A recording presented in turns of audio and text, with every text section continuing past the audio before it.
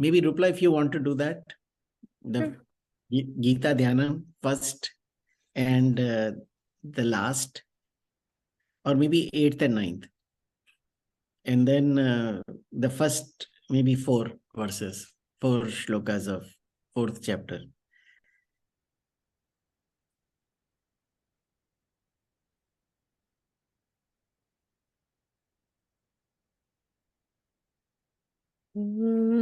पार्थाय प्रतिबोधितां भगवता नारायणेन स्वयं व्यासेन ग्रथितां पुराणमुनिना मध्ये महाभारतम् अद्वैतामृतवर्षिणीं भगवतीम् अष्टादशाध्यायिनीम् अम्ब त्वामनुसन्ददामि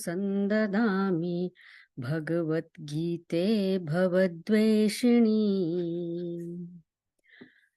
मूकं करोति वाचालं पङ्गुं लङ्घयते गिरिं यत्कृपातमहं वन्दे परमानन्दमाधवम् यं ब्रह्मा वरुणेन्द्ररुद्रमरुतः स्तुन्वन्ति दिव्यैस्तवैः वेदैः साङ्गपदः क्रमोपनिषदैः गायन्ति यं सामगाः ध्यानावस्थिततद्गतेन मनसा पश्यन्ति यं योगिनो यस्यान्तं न विदुः सुरासुरगणाः देवाय तस्मै नमः देवाय तस्मै नमः।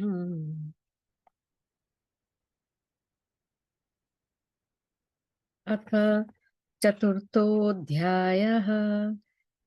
श्रीभगवानुवाच इमं विवस्वते योगं प्रोक्तवानहमहं व्ययम् विविस्वान्मनवे प्राह मनुरिक्ष्वाकवे ब्रवीत् एवं परम्परा प्राप्तम् इमं राजर्षयो विदुः सकाले नेह महता योगो नष्टः परन्तप स एवायं मया तेद्य योगः प्रोक्तः पुरातनः भक्तोऽसि मे सखा चेति रहस्यं ह्येतदुत्तमम्।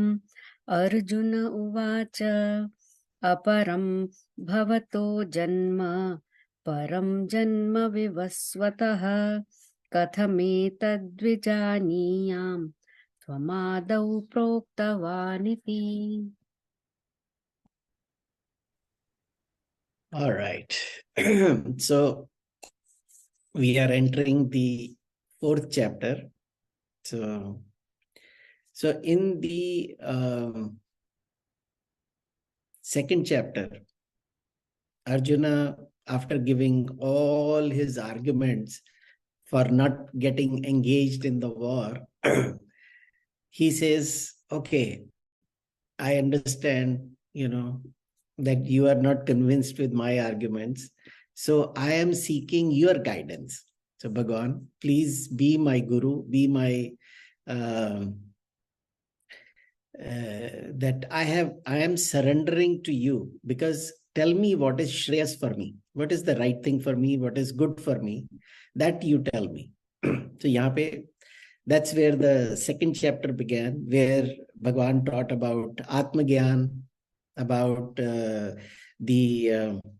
Karma Nishtha, talked about Karma Yoga, talked about the Sthita Prajna Lakshana.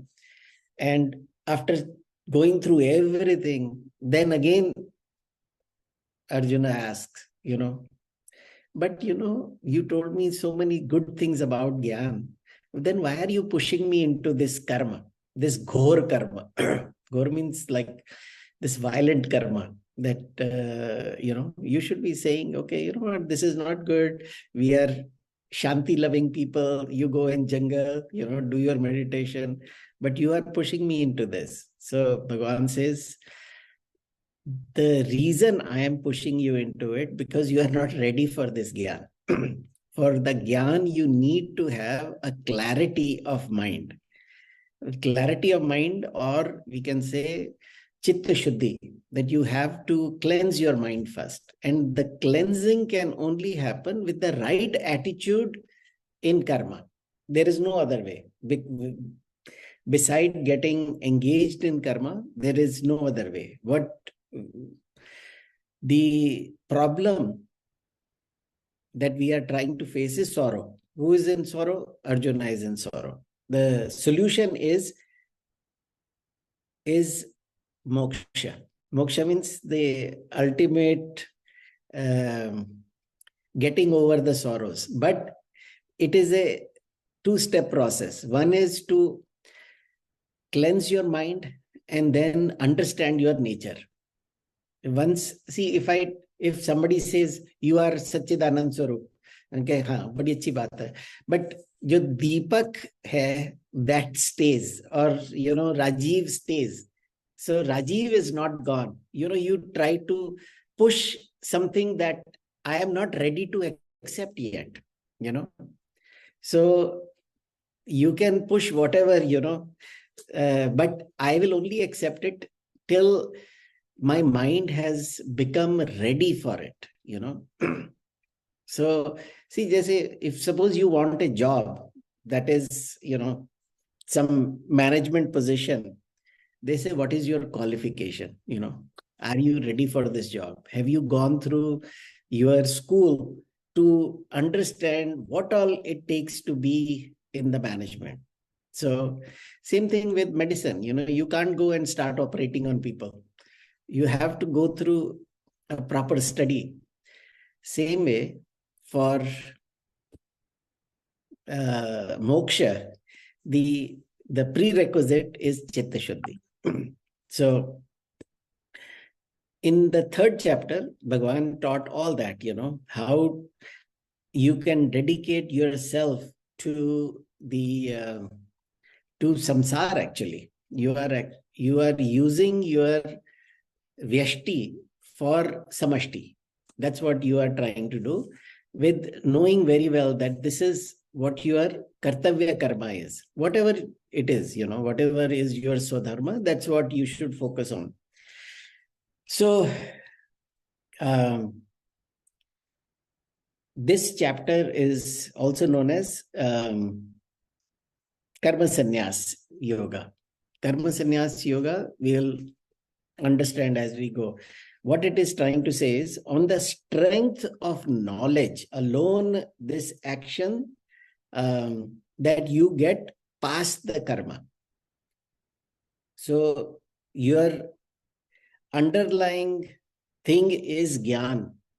That Gyan alone will qualify you to get past this karma. But it is also Karma Yoga, but with a different angle. So we have to understand that. And this one is going to be, since we have already gone through Karma Yoga, this will be much easier to understand. Okay. And it's a very easy flowing chapter. So here we will talk about Avatarvad, what is action in inaction and inaction in action. Those two, we have talked about it before, but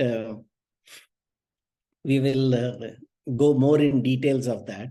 And the glory of Gyan. What is greatness of Gyan? That is also discussed. So let's start with the first verse.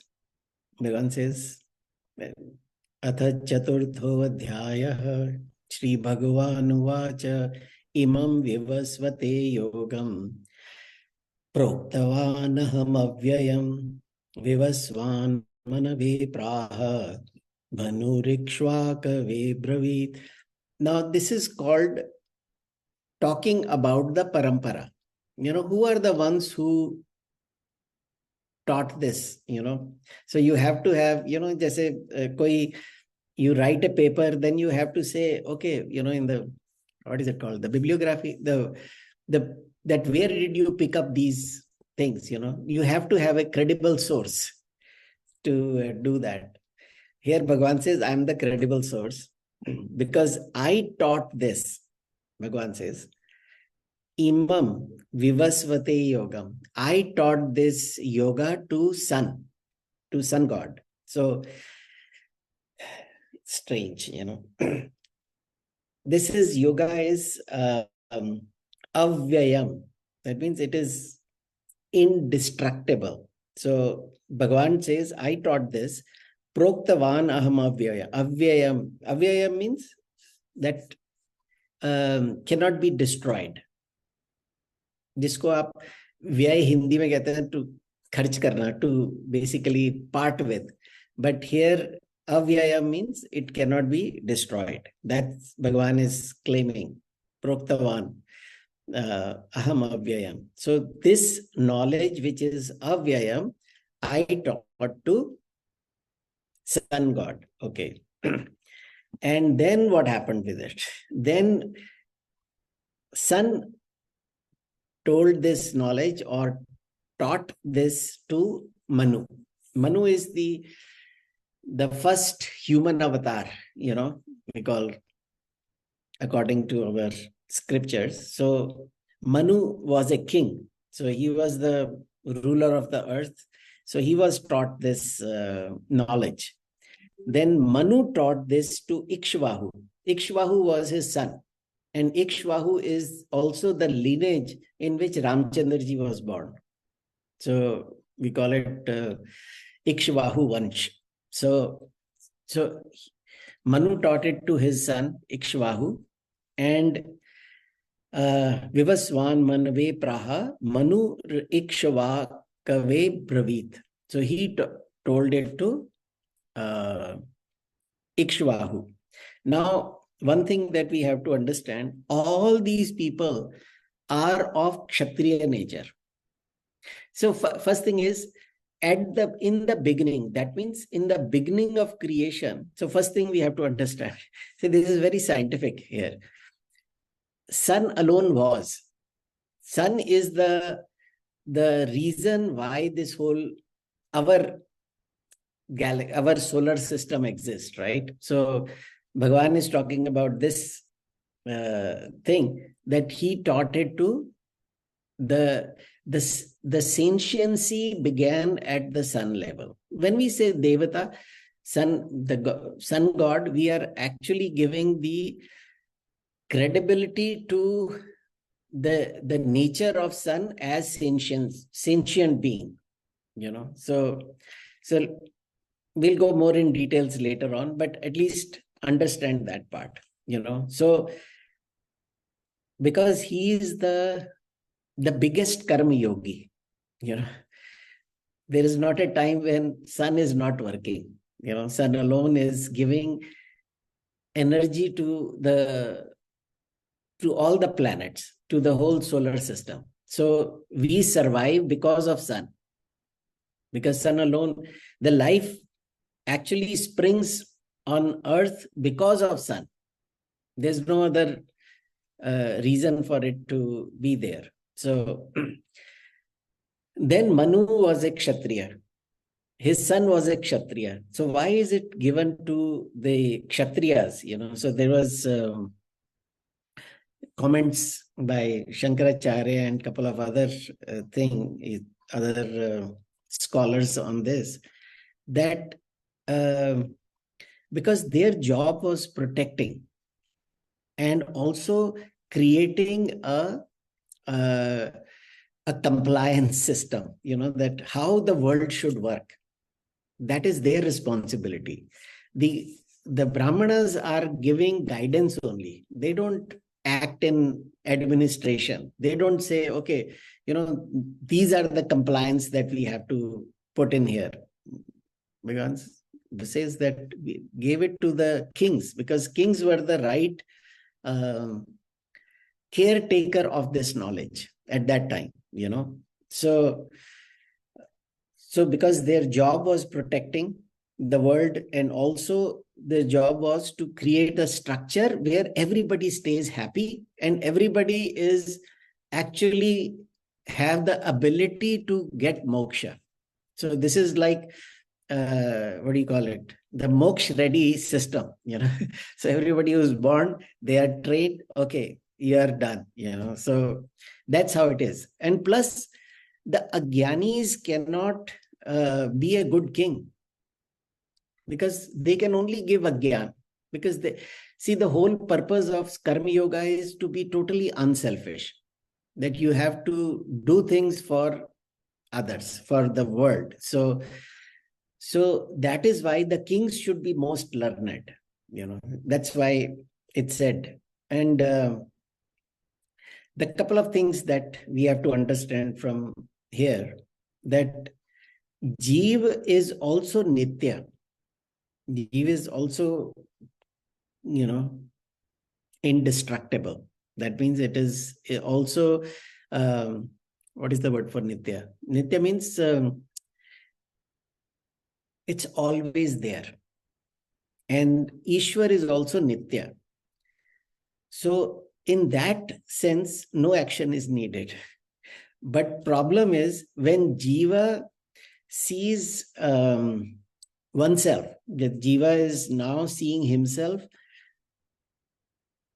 as part of samsara. That means he is seeing himself as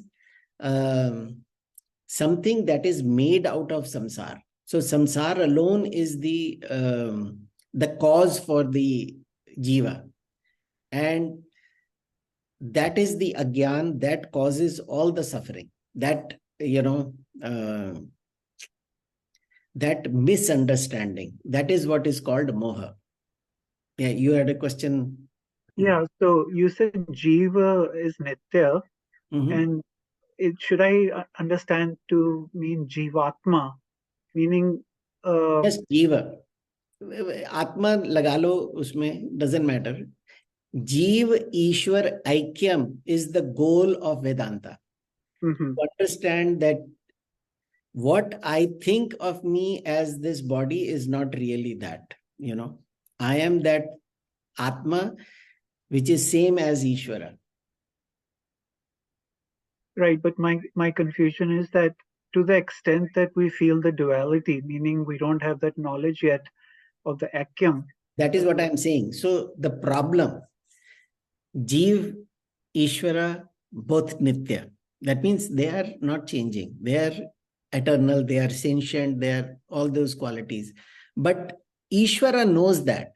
Jiva thinks of himself as part of samsara, which is anitya, which is constantly changing. Now, Jiva has superimposed something totally different than who he is. He has now an understanding that I am this body, this mind, this intellect, which is part of samsara, right? The samsara is made up of all these things. The subtle body and the gross body, both are coming from samsara only, right? It has nothing to do with the sentiency or the atma, which is nitya, which is avyaya. So all that is there, but because of this misunderstanding, everything is because of wrong understanding that I am suffering. My suffering is because of that. So that is where Bhagwan gave the whole lecture about Atma in 2nd chapter and about the Karma Yoga, is how do you get rid of this thought process? How do you surrender to or become ready for that highest knowledge? So, and Sorry. why do we need to do that? Sorry, let me just clarify this because I seem to be getting stuck on this. It's just a matter of terminology that I'm trying to understand. I don't understand it. So according to you, so Jiva with this own sentiency or Chaitanya Shakti, both Jiva and Ishwar are aspect of the Brahman, right? That is like a pure aspect. But it is Brahman only. Right. Aspect of it. Right. But now Jiva through Agyan or Maya identifies with the body, mind and considers itself separate. So we're saying that what we're calling Jiva can either be Jnani or Agyani. Matlab, that it's not that Jiva is the product of Agyan. No. Jiva is not a product of Agyan. Jivatva is a product of Agyan. That means I am this body is a product of Agyan. See, if there is a Mahagyani who is in a body, for him, the body doesn't mean anything. It is there. Just like I have a clothes on my body, they are just there to provide a function, but it is not me, right? This, this sweatshirt I am wearing is not me. It is something that I am using for something. Same way, this body is something that this Atma is using. That's all. It has no other reason to be there, but it is not me. I am not the cellular, thing, a collection of, the skin, bones, blood, all the, different parts of my body. It is not a collection. So this body is just there, just like clothes. We talked about that in second chapter. So Bhagwan will clarify it more here, but this is the reason for our suffering, that we don't understand our true nature as Brahman. We are understanding ourselves to be, there is a difference between Jeev and Ishwar. We'll explain. The main difference is Ishwar knows who, that it's Brahman. The Jiva doesn't know. Jiva has this misunderstanding of who he is. So that's where we are. But at the same time, because Jiva is part of Brahman, Jivatma or Jiva, therefore it's also Nitya. There's that pure aspect. Exactly. And I would like to make another point that it is not a part of it. Brahman alone is. There is, you cannot say it is part of it. Because when you say part of it, then you are already creating several parts, Sure.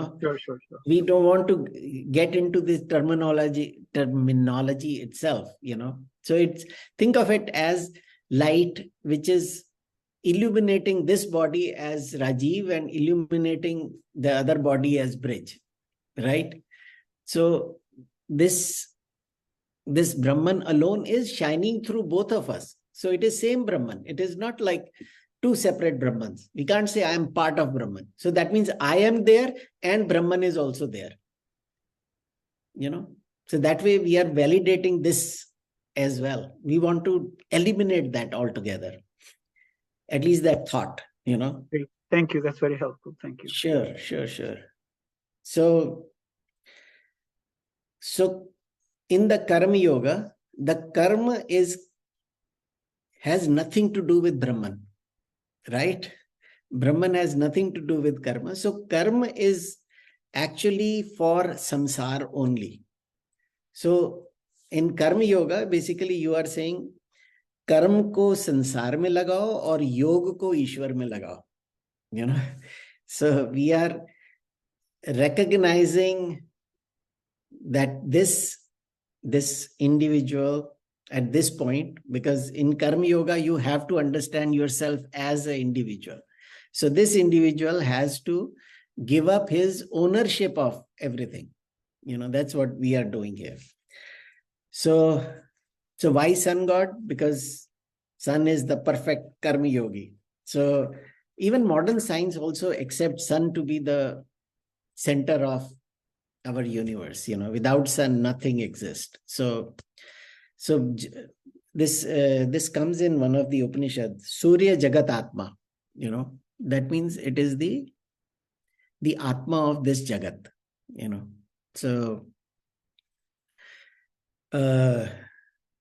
So here another thing I wanted to mention. They use the word avyaya. Avyaya means that it is not something that can be broken up into parts. Right? It alone is. Now we are seeing multiplicity. That is because of our problem, not because of the truth, right?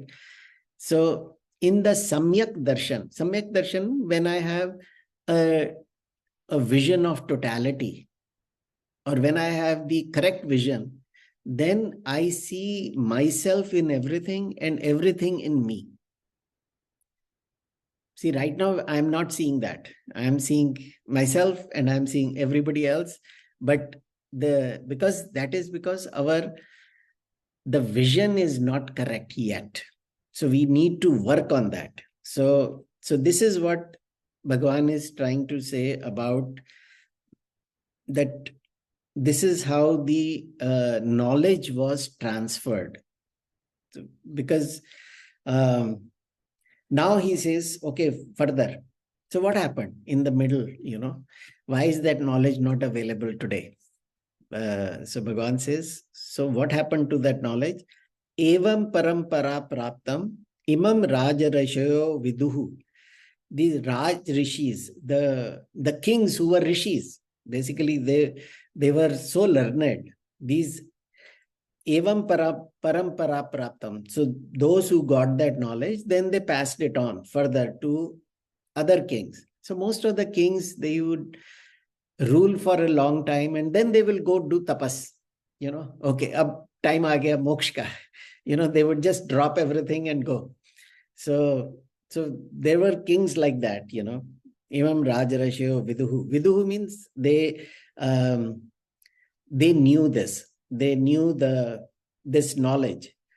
Sakale neha mahata yogo nashtaha paramtapa. Oh, paramtapa.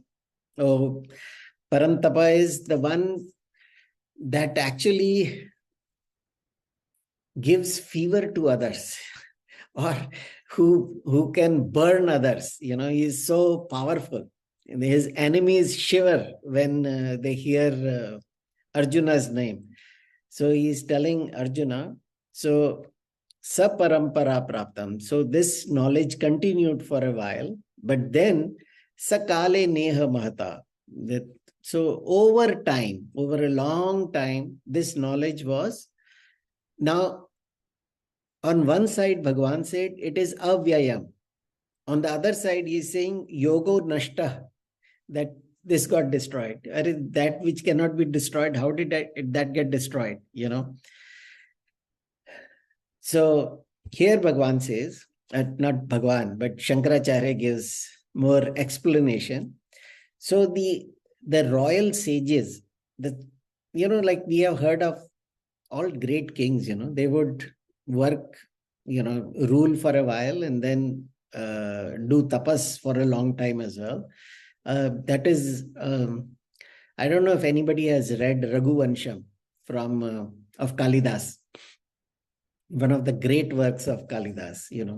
Here he says that all the kings of Raghukul were actually rishis. They were so great. They were dedicated to the cause of raising the level of humanity. That's all they did. And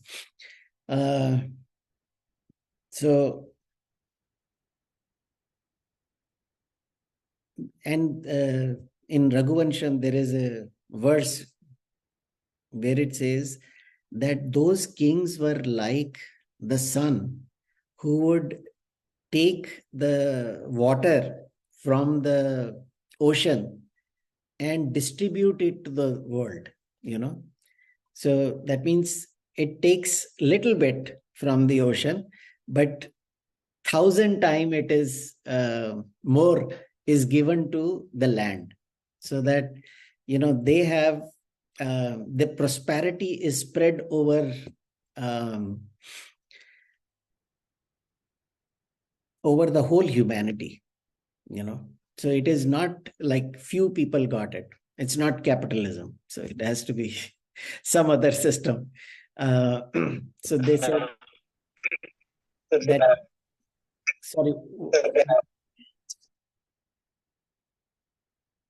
sorry, I thought somebody said something.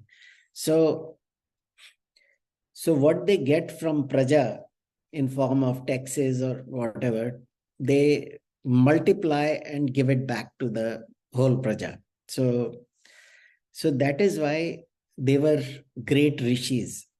And they knew they understood their nature as Atma alone. So this parampara of Kshatriyas, that chain was broken over a period of time. It happens, that there are either not enough teachers or not enough takers, So slowly some mal started to come in, some selfishness started to creep in, and that caused all this problem.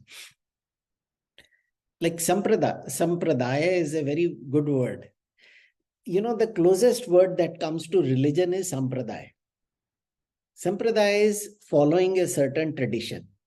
That's what it is. If you think about the Western religions, they are sampradaya only. So we cannot.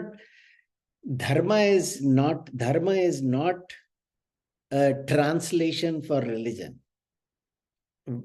The closest thing that comes is sampradaya. So Bhagwan is talking about the sampradaya, how this knowledge was transmitted. So sampradaya is samyak pradhanam vartate.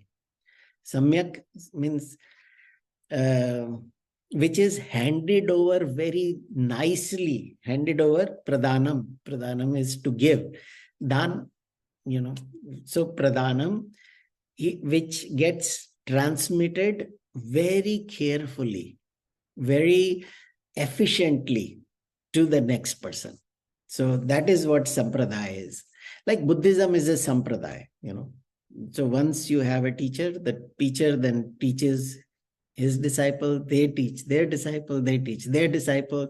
So the knowledge continues. That flow of knowledge is sampradaya. So handing over systematically, and thoroughly. It's not like that you just say, okay, here are the 5 books, you go and read. No, everything has to be transmitted with clarity, So, but why did it? Because of maybe over time there was some people thought they knew better than what is being taught to them.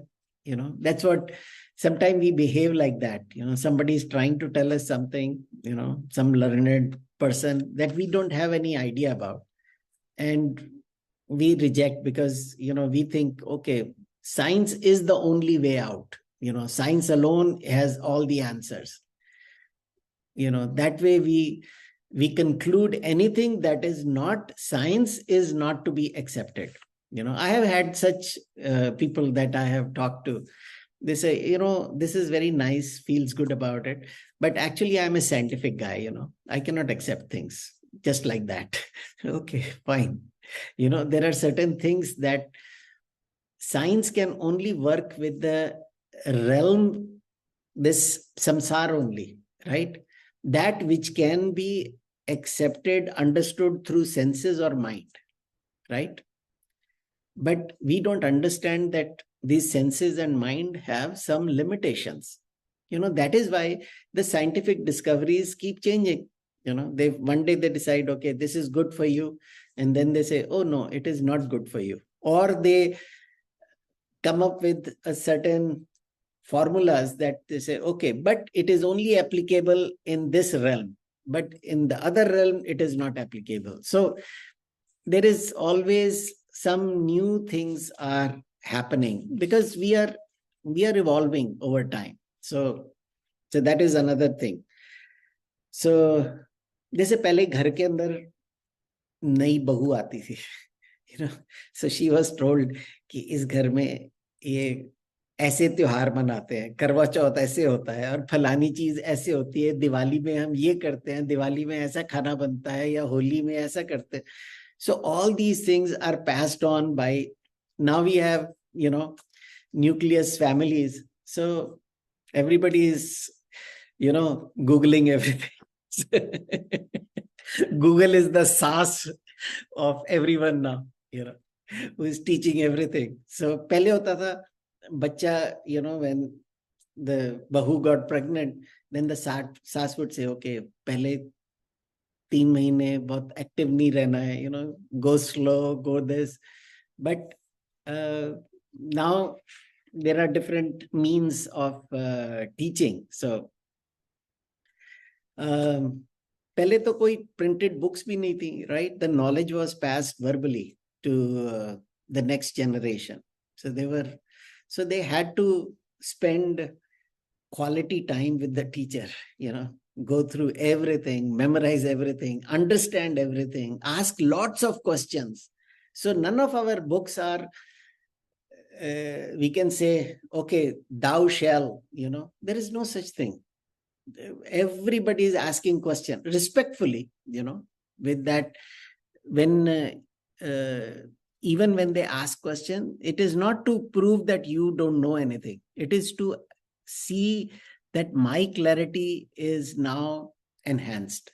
That is why the questions are asked, that I get it, but I'm not able to connect with my previous knowledge. If my previous knowledge says this and you are saying this, it doesn't connect. So can you explain it more? When we did Chandogya, uske andar, when the first time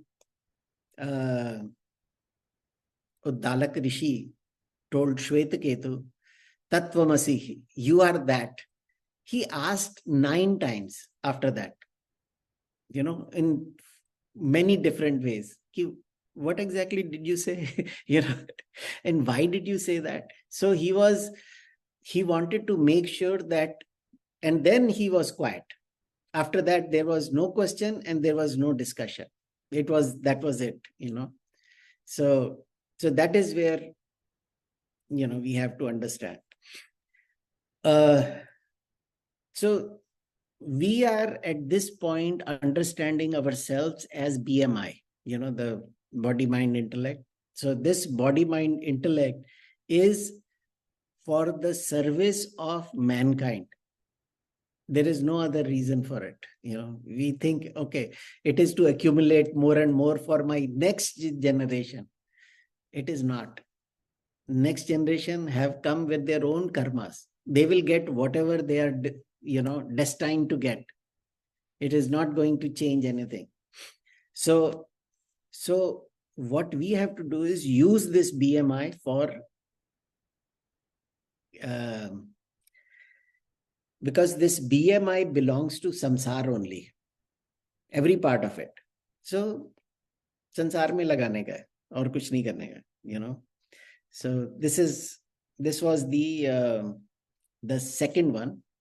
Now, Parantapa, so this Bhagwan told to Parantapa, which is, Arjuna.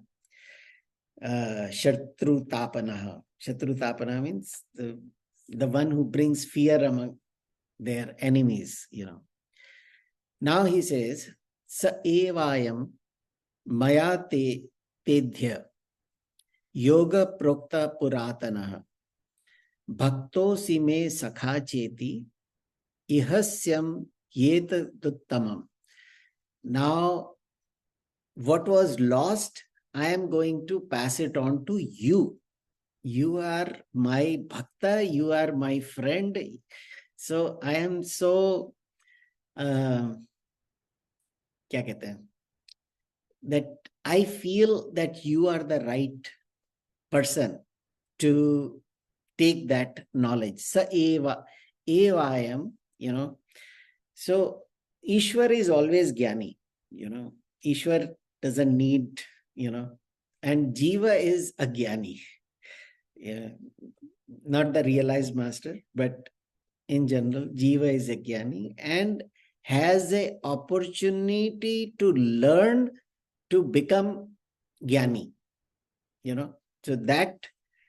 So that knowledge will, when they receive, that knowledge makes them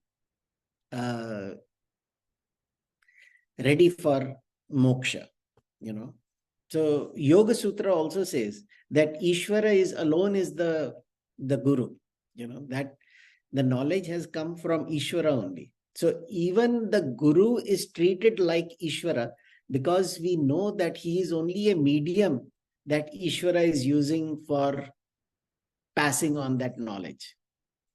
All right. So I think somewhere we read, so it says this knowledge is for brave-hearted. This is not for weak-hearted, Balahena na, what is it? Balahena na labhyate.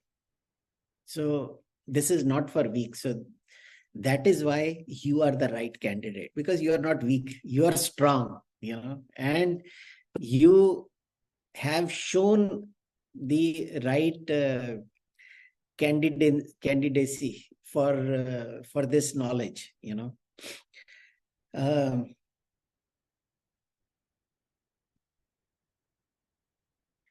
and Bhagwan is also looking for passing on that knowledge, because as Bhagwan, carrier of that knowledge, he says, okay, let me find a right candidate. Bhagwan gave it to many people, the knowledge was given to Uddhav ji, the knowledge was given to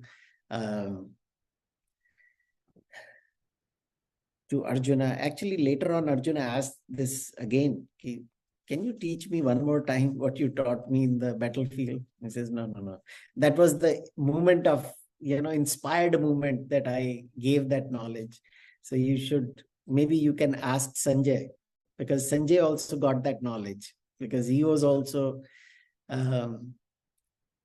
intently listening to Bhagwan, because he had that Divya Drashti. He could, so Arjuna can ask this question, why me, Bhagwan? Why you have chosen me? Because Bhagwan says you are special. He didn't say, for any other reason, because you have accepted me as a guru. You have asked me what is good for me. So which means you are ready for it, Bhakto si me sakha cheti, that you have surrendered to me, you are my bhakta and you are my friend. See, the bhakta is from when I am going to get the knowledge, I have to be the bhakta. I have to be on the recipient, I have to go with the bowl that, okay, give it to me. And here Bhagwan says, okay, I considered you as my bhakta, but I also consider you as my friend, because that is Bhagwan's greatness. He has lifted the status of Arjuna, because it only happened because Arjuna accepted Bhagwan as the total surrender, as a guide for this knowledge. So, and Bhagwan is also saying, why I taught you, because you were deluded and you understood that you were deluded. He says, no, I can't make up my decision. I can't make up my mind, which means, see, 99.9% of the people don't think they are deluded. We think we know. This is what, because everybody else is doing it, so I am doing it. If you have come with a different idea, then keep it with yourself. I don't want to take that. But here Arjuna was ready. He was ready to listen, because he knew that whatever he knows is not right. In his heart of heart, he knew that only Bhagwan can guide me. See, even when Arjuna went before the war to ask Bhagwan, for his help, Duryodhana also came for that. But he asked for his army. His, what was it? What Sena was it called? The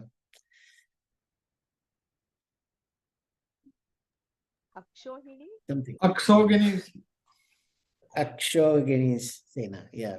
So, and Arjuna only asked for Bhagwan. All he needed is the right guide. Right. He doesn't need the army, because one person was enough for the whole Kaurav army, or all of them together. So that is why you are smart. You have the also the humility to ask me this, and Bhagwan is now, you have surrendered to me, so that is why you are so dear to me. तभी उन्होंने कहा भक्तोसी सखा चेती ch, and also you are my friend. He didn't say because you are my brother-in-law. That was not the criteria. The criteria was that he was the right recipient. So he says, your Swarup is also Sat, just like mine, Everything you believe, to be you that is, Bhagwan has already told all that, is coming from samsara, right? Everything that you think you are is actually from samsara only. Nothing is, and they are all asat. Asat, when I say, doesn't mean that it is not true. It means it is constantly changing. Asat word is used for both, So Sat means that never changes, according to Vedanta or according to our scriptures. The one that is unchanging in all periods of time. That which is constantly changing is Asat. So samsara is Asat. Everything is changing. This body is constantly changing. Our thoughts are constantly changing. Our ideologies are constantly changing. So that is why this whole what we think of ourselves, this BMI, is all asat, and the karmas are also asat, because every action has a starting point, an end point, right? So what has a starting and an end is asat. Just like body, body has a starting and an end point. Our thoughts also have a starting and an end point.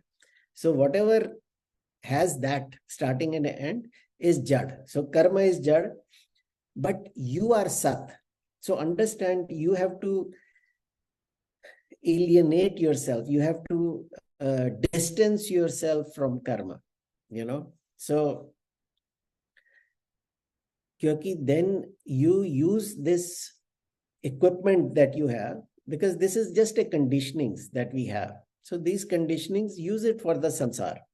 So this is where we are on this one. And now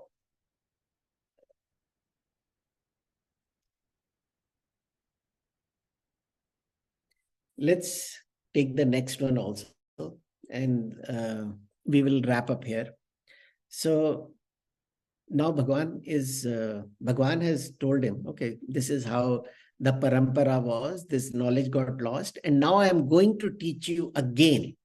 Again means that which is avyaya, that which is eternal knowledge, I am going to give it to you, or I have given it to you again, So now Arjuna says, okay, Bhagwan, I have one question, technical question I have, Aparam bhavato janma. That means you are only a few years older than me, If they say that he was 75 and Bhagwan was 78 when this war happened. So, aparam bhavato janma, param janma vivastavatah. Aapka janam to abhi hua hai, and sun was there eternally, sun has been there forever. So how is it possible? Kathameta dvijaniyam. Now, what I am confused about, he's not making fun of Bhagwan, or he's not doubting Bhagwan. He's saying, I am confused. It is not adding up. This whole thing that what you have told me is not adding up. Because on one side you say, and it was with full Shraddha that Arjuna asked this question, that you are right. I have no doubts about that. You gave this knowledge to the sun god, and sun god gave it to Manu, and Manu gave it to Ikshvahu and all the Raj Rishis in that lineage. But what I'm confused about is you have come just now. How are you able to give that knowledge to sun god? Your birth is recent. It's just a few years before me. Katham etad vijaniyam. I am not able to grasp that. I am not able to understand. How is it that you say that you gave that knowledge to sun god while you are only few years older than me, and sun has been there forever? When did you give that knowledge to him? And because this is where this shows the mindset of Arjuna, because he's thinking of his limitation as Krishna's limitation also. If he is thinking himself to be a body, then he thinks of Krishna to be a body as well. If he thinks he is the mind and intellect, then he thinks Krishna is smarter, better, but he's still that. He's just like me. So if I was born, he was born. And if I will die, he will die. So he's just smarter, knowledgeable, sharper, whatever else. But he is still that same limitation I am going to superimpose on Bhagwan as well. So that is what he thinks. He says, I am Alpagya, then Bhagwan is also Alpagya. Alpagya means that he is limited in his knowledge. If I am that, Bhagwan is that. Maybe he knows more than me, but he's still, little. And if I am body, he is body. But he does not understand that Bhagwan is Sarvagnya, Nitya, Shashvat. That's the nature of Bhagwan. This is where Bhagwan is talking about. After that, Bhagwan will talk about Avatarvad, which is only in Hinduism. No other religion has this avatar concept. They have concept of messenger of God or son of God or whatever else, or a realized master, but they don't have a concept of avatar, which is very much a Hindu thing, that Bhagwan himself comes, in some form. So this is the thought process that we have to understand.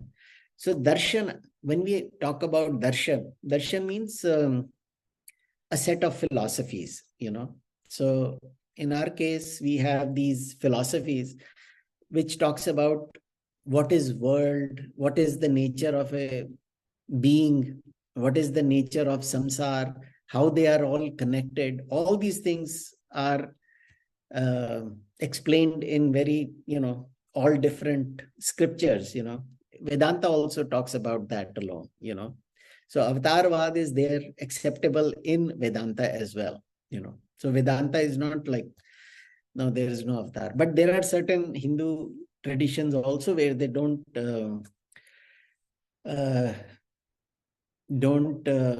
accept the avatar, which is okay, So we are sticking to our Vedanta here, So it says, so when we are, actually, why don't we continue this? We will talk about this and go further into the avatar, Bhagwan's avatar. Why did he come? What was his nature? All that stuff we will cover starting next week. But if we want to talk about something, we are good with that. Any questions, thoughts? Sir, one correction, it's the Narayani Sena. It was not the Aksha. Narayani and the Sena. Aksha was like the unit of the Sena. So they had 10 I think the Narayani. Kauravas had 10 and Pandavas had just 5 or 6, something like that. Akshvani, it was Saat called. or Gyara. Lakshman. So Yeah. they had 7 They, Akshohini Sena, which is right, like 7 lakhs versus 11 was, lakh of right. Kaurava. Yeah. And the 2 lakh was because they took away the Nakul Sahadev's mamas too. Yes, They just right. by chal Yeah. karke le li. Chal karke le gaye. Yeah. It's so much chal.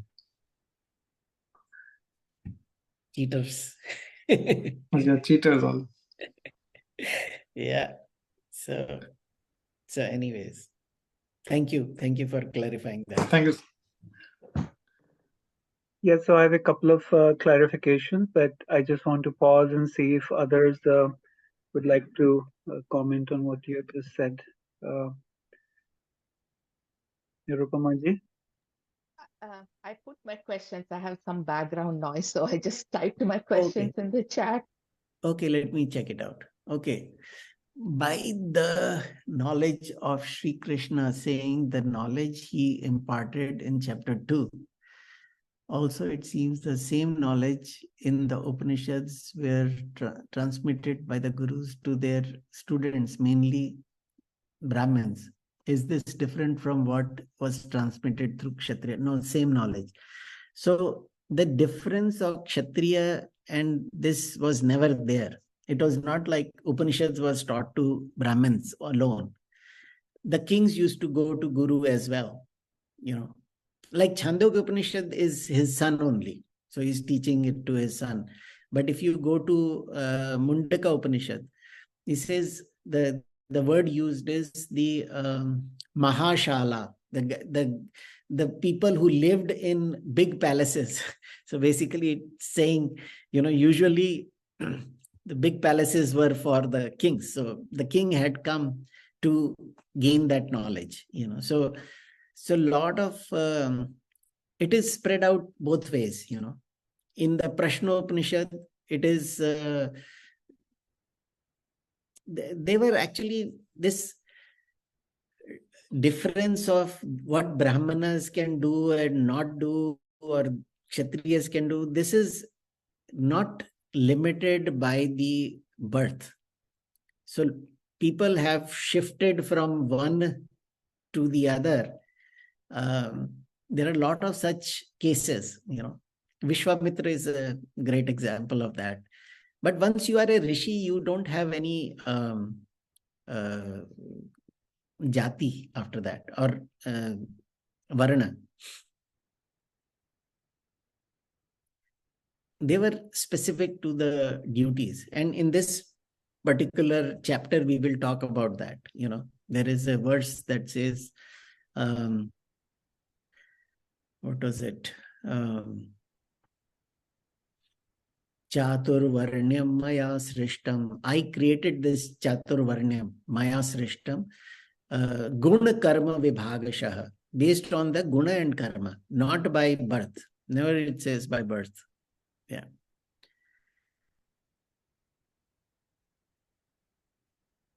So actually, Rajiv, my question is also related to Nirupamaji's. I'd also typed it in earlier. I want to ask at beginning, meaning this word gyan. I believe Nirupamaji is using the word knowledge for that. So what is meant? You said early on that we may be ready to receive it or not, just like Sri Arjuna was not ready to receive knowledge in chapter 2. So does it mean the absolute knowledge of the absolute I, or can it also include the the relative knowledge understood by buddhi? The absolute, yeah. Whenever a knowledge is transmitted, it cannot be absolute. It has to be a pointer to the absolute. See, we have to understand the difference, and it is very important because Bhagwan is talking about our nature, our true nature. That's the knowledge, right? That's the only knowledge that gets transmitted. It's not about samsara.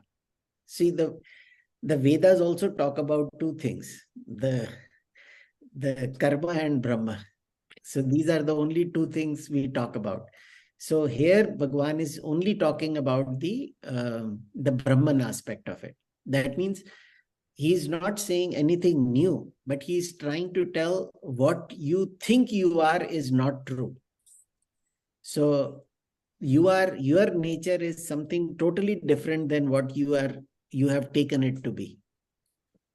And that is why all the sufferings and sorrows in our life.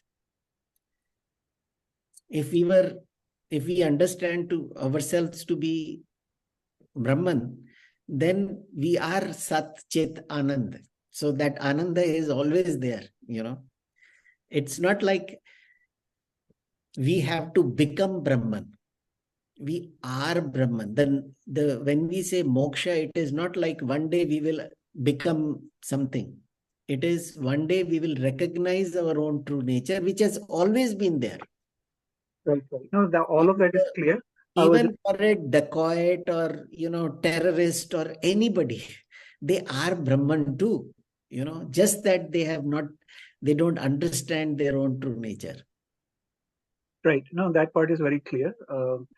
You have explained it beautifully. I was just distinguishing between what you're saying is that whatever is transmitted or was transmitted before or passed on generation to generation, oral lineage or whatever, or through written text, that is relative knowledge. Matlab is knowledge that we'll understand. Always relative. Always. Yes. Absolute knowledge is something that gets revealed to that Atma alone can reveal itself, to Atma. See, what is not Atma cannot understand Atma. What we have to do is drop that facade of who we are, That is the crux. That is why there is so much emphasis on Chitta Shuddhi. Because as long as I am convinced about myself as samsari, then I cannot accept myself as Brahman. No, right, that fully understood. But that is why when we have these stories, mythological stories talking about, or the, people's talk about things, as if there is something called Atma in me that will go somewhere, No, Atma alone is, and that is me.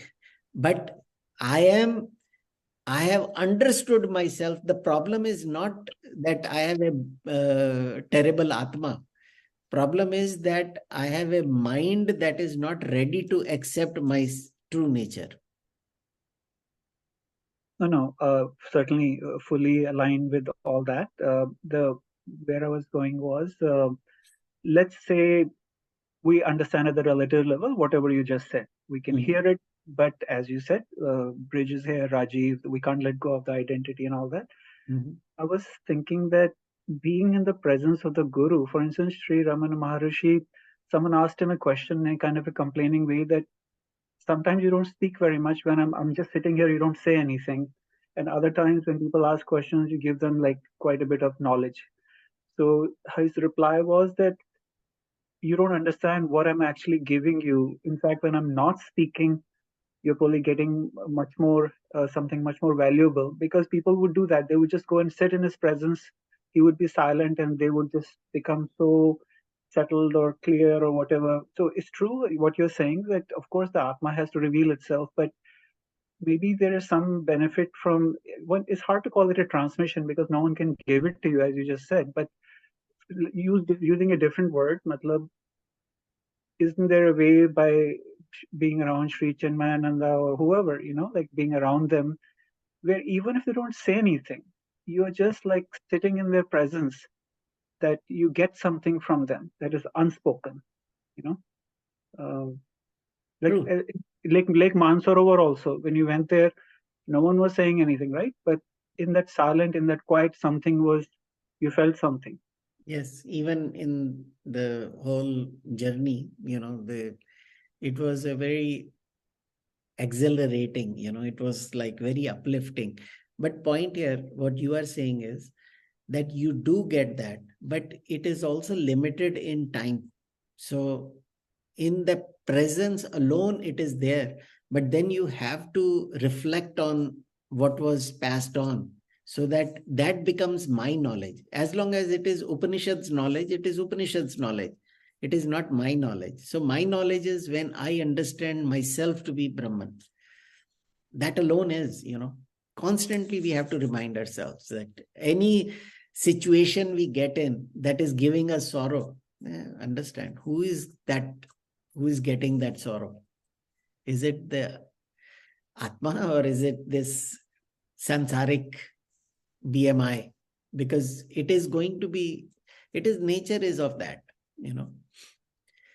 So Okay, there's well, nothing we can do about it. Nirupama ji has something. Yeah. No, I was going to say, let's assume there are two people sitting in front of Ramana Maharshi, and one may get that and the other one may not get anything out of it. So it depends on the person who is actually sitting there, right? It's not based on somebody who's giving. Exactly. See, ऐसा नहीं है कि जब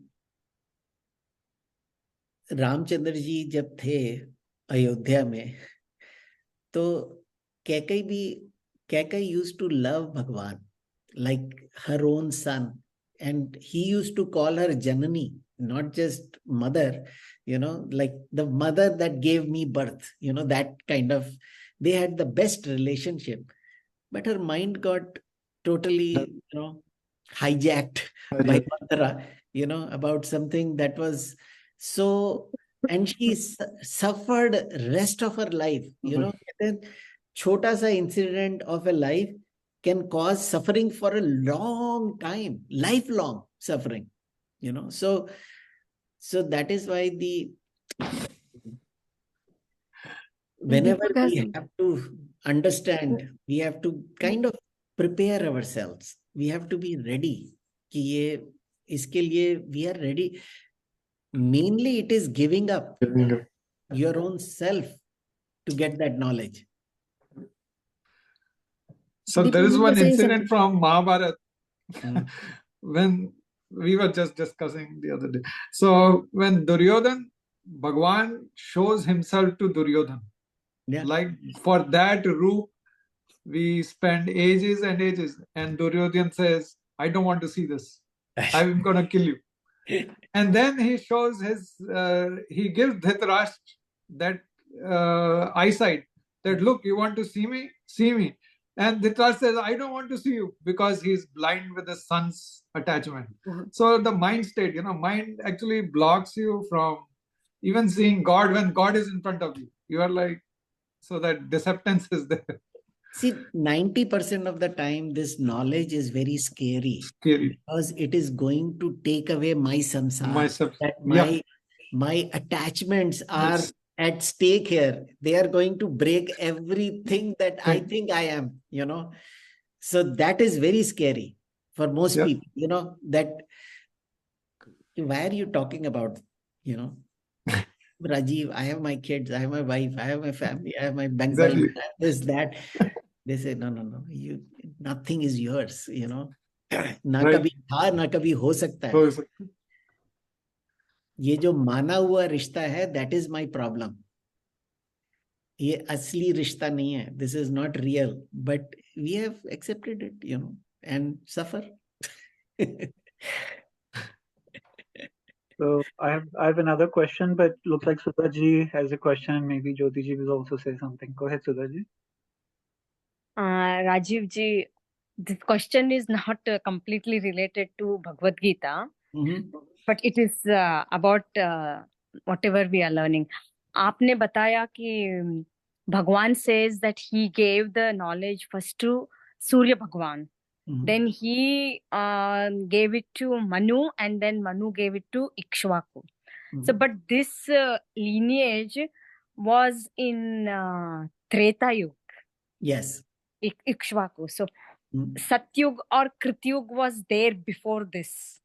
So, us time pe this knowledge was not given to the Saptarishis or whatever those earlier Manas. Had that too. See, there are several sources for this knowledge. Bhagwan is telling the lineage through which he was supposed to get it. Arjuna was supposed to get it. but that lineage got broken. That's why he's giving. So Saptarishi knew, Sanat Kumar knew, Brahmaji gave it to Naradji. So there are several stories we have heard in Bhagavatam also. So it is not like it was just, क्योंकि अवतार कोई भगवान in form of Krishna थोड़ी हुए हैं. I know. One has come in several forms, Yeah. So एक बारी Bhagwan gave that knowledge in the form of a horse, what was it called? The Hayavadana, right? Hayavadana. Right. See? So Bhagwan has given knowledge in many different forms. Well, it could also be that there are different lineages for different embodiments of the knowledge, like Karma Yoga, Sankhya Yoga, right? There are different streams that can continue or can be broken. So a particular method or style. And this knowledge is avyaya, means this knowledge is not changing. This knowledge is there all the time. It's just that, are we ready to accept it? अब देखो, we have such certain sampradaya that is passing these Vedantic knowledge, चाहे वो चिन्मय mission है, चाहे वो Ramkishan mission है, या there are so many others who are trying to pass the same knowledge, the Vedantic knowledge. But we have to be ready. A lot of people go there. It's just that, we get what we want. Do we say that this knowledge is different for people who follow Advaita versus people who follow Dvaita, or versus Vishishta? No. It doesn't matter. They also follow Upanishads. The people who are in Dvaita or Vishishta Dvaita, they also follow. As Ramana Maharshi was asked this question because he was a true Advaita Vedantin, right? So he was asked this question: do you think there is Vishnu in the Shir Sagar lying down, and and he has all these different attendants around him? He says, yeah, it's there. So okay, that's great. That means whatever we know is good. He says, yeah, it is good. He says, okay, but what do they do there? When the attendants are with Bhagwan, what do they do there? Then they talk about the Advaita. That's where you get to understand Advaita. So, but that's, side story. But Dhruv ki story mein bhi aata hai aisa. When Bhagwan touched him, because he was in such meditation that when Vishnu appeared in front of Dhruva, he was so lost. So Bhagwan said, okay, he put his shankha on his ears, and the Vishnu which he was meditating on in his heart disappeared. So then he opened his eyes and saw Vishnu in front. And all that discussion happened that, you are now gonna get Dhruva, that status and whatever. Then he asked Bhagwan, who are you to give me that? What is it, and who is this Dhruva who is getting this this infinite thing, that such a long life, Dhruva life and everything. And also, what power do you have, and what is that loka that you are giving it to me, that Dhruva loka? So he says, no, I can't tell you that, because if I tell you that, then there is no Dhruva, no Vishnu, and no Dhruva loka. Because that alone, there is only one Vishnu. Everything else is just for this Leela alone. So once we understand this Leela, we then connect with the right things, that's all. So, Jyotiji, do you have anything? I have another question to ask. So I'm not sure connection is good. I'll go ahead. So following up on the earlier discussion on Jiva being Nitya and so on at the early part of the session. So I was thinking that the ahankar, the ego, also actually says, I'm here all the time. it false. That's not true. That's not true. It falsely believes that it's here all the time, even though it's changing. It's not aware that it's actually changing, and because the sentience power has identified with the Now the only difference I think would be that the ahankar would be alpa. It would take pride or identify with the body, mind, whatever, जो भी है अच्छा लगता है बुरा लग जो भी है. So it's limited and finite, but it also believes it's permanent and all that kind of stuff, which is what causes a lot of suffering because things are changing. While the other nitya, the jiva nitya you're talking about, is the actual true pure I, right? Meaning which is the same as Brahman, which would make one humble because it's not personal, it's everything and it's vast and I don't own it and all that. While the ahankar, when it says ki I was there yesterday, I'm here today, I'll be there tomorrow. In fact, I'm making lots of plans for the next 30 years, in that nitya like projection, and just wanted to talk about that. Yeah. So, because when we hear this, you answered your question, but see, think about it this way. The ahankar is not working alone. It is a mythical I which says, I am this body and I am this thoughts, so it is collection of many things. So when ahankar recognizing that this is not me and I am this Atma, then ahankar is actually surrendered to Atma. See, Shivji की तस्वीर देखो कभी, Shankar Bhagwan, the snake is around his neck pointing to Shivji, right? If you have seen it, right? So pointing to Shivji. And also at that point, the snake is the ego, right? But it is recognizing itself to be Brahman. It has understood that my real nature is Brahman. I am not this body mind. So ahankar alone enjoys, actually. Ahankar is not a problem.